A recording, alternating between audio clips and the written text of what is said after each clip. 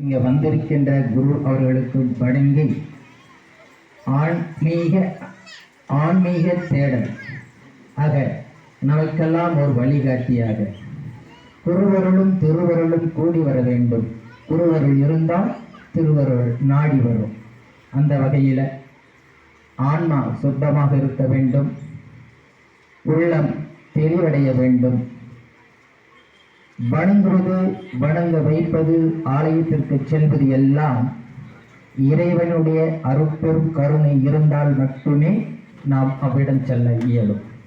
அந்த வகையில் இன்றைய அற்புதமான நன்னாளிலே நாம் அனைவரையும் ஒருமித்த ஆன்மீக அருளையும் இறைவனுடைய அருட்பெரும் கருணையும் பெற வேண்டும் என்ற தொலைநோக்கு சிந்தனையோடு இளம் வயதிலிருந்து இறைவன்பால் பற்று கொண்டு எம்பெருமான் ஏழுமலராமனுடைய திருநாமத்தை கொண்ட எண்ணற்ற சிவாலயங்களுக்கு ஆன்மீக பயணம் சென்று எண்ணற்ற இறைவனுடைய திருமேனிக்கு அபிஷேகங்கள் செய்வித்து அந்த அபிஷேக காட்சிகளை எல்லாம் அனைவரும் பார்த்து இறை அருளை பெற வேண்டும் என்ற ஒரு உயரிய சிந்தனை கொண்டு இந்த ஆலயத்தை நிர்வகித்து வருகின்ற அந்த அன்பு குழந்தை அன்பு அழைப்பை ஏற்று ஆன்மா ஆத்மா அந்த ஆத்மாவே பெயரையே வைத்து கொண்டு நம்பிக்கையே வாழ்க்கை.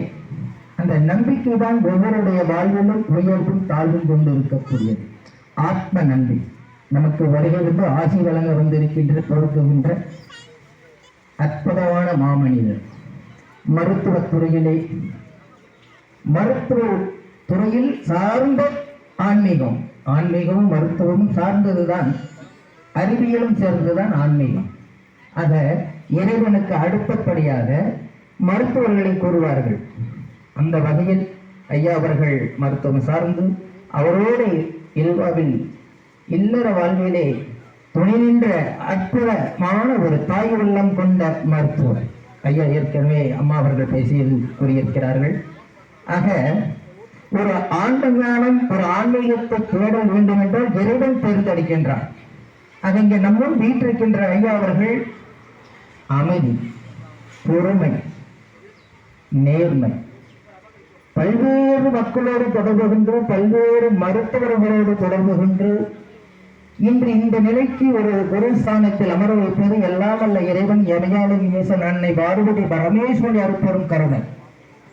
அதுபோல நமது அருகாமையிலே அந்த ஆசிரமத்தை அமைத்து நீண்ட இடங்காலமாக அங்கு பயணித்து வருகின்றார். நல்லாசி வழங்குகின்றார். இறைவன் அவரை தேர்ந்தெடுத்திருக்கின்றார். அவ்வகையிலே